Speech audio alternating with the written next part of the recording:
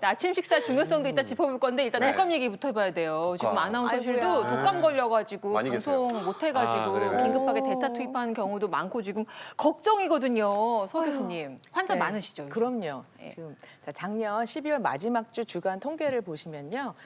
인구 1000명당 독감 발생 환자 수가 왜 저렇게 73.9명. 그러니까 약 100% 이상 한 달 이내에 아주 급증을 한 걸 볼 수가 있죠.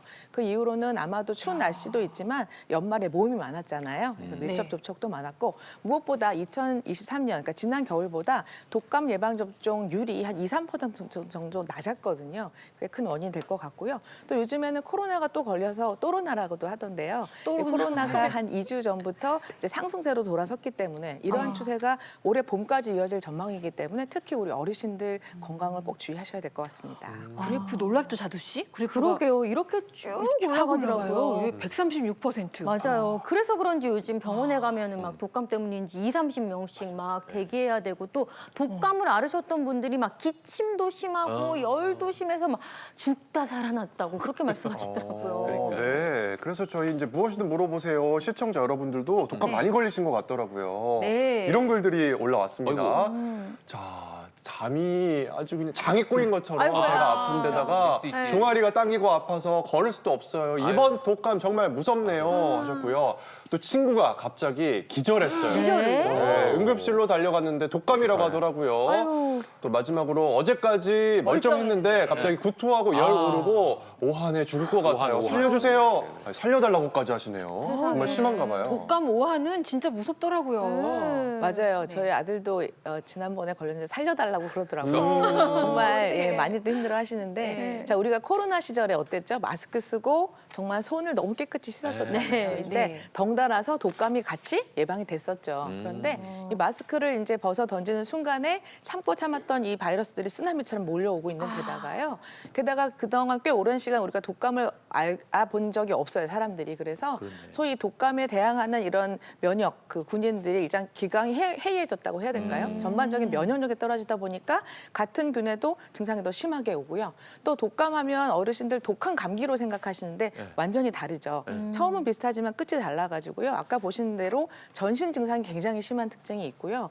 또 뭐 당연하지만 이 독감은 합병증이 무서워서 폐렴도 생기지만은 이 특히 겨울철에 심혈관 질환의 어떤 독립적인 위험 인자라고 얘기할 만큼 독감은 이 직접적인 혈관도 이렇게 떡지게 만든 굉장히 무서운 존재라고 볼 수가 있는 거죠. 야. 네. 아니 방금 교수님 말씀해 주신 것처럼 감기랑 독감은 다른 거잖아요.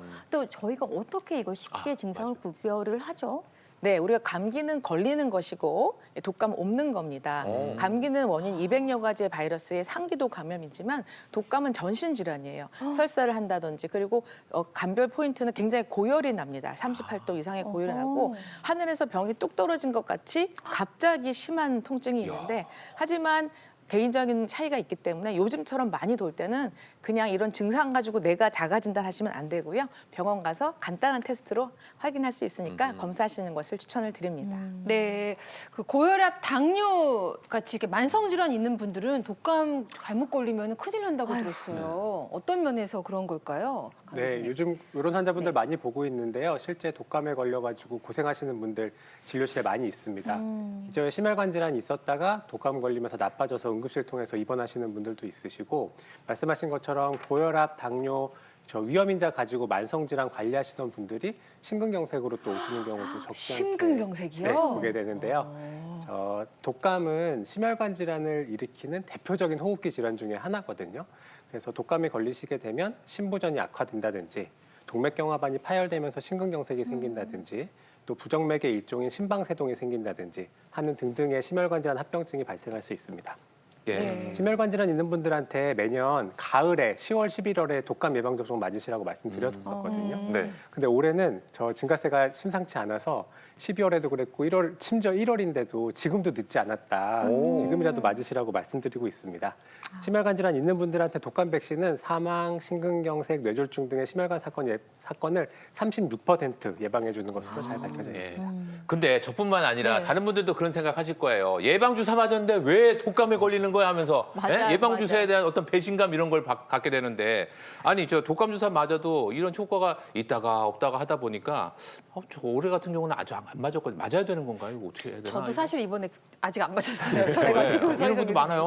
네. 네. 그런 분들 많으시죠? 아까 들으셨지만 독감은 정말 뒤끝 장렬입니다. 합병증이 너무 무섭기 때문에 무조건 맞으셔야 되는데요. 자, 일단 독감은 11월부터 4월까지 굉장히 긴 기간 유행을 하고요. 4월. 예방접종하면 2주부터 4주 제 이제 최고 효과를 도달하고 점점 네. 이게 효과가 떨어지기 때문에 계산해 보시면 지금이라도 전혀 늦지가 않으셨죠.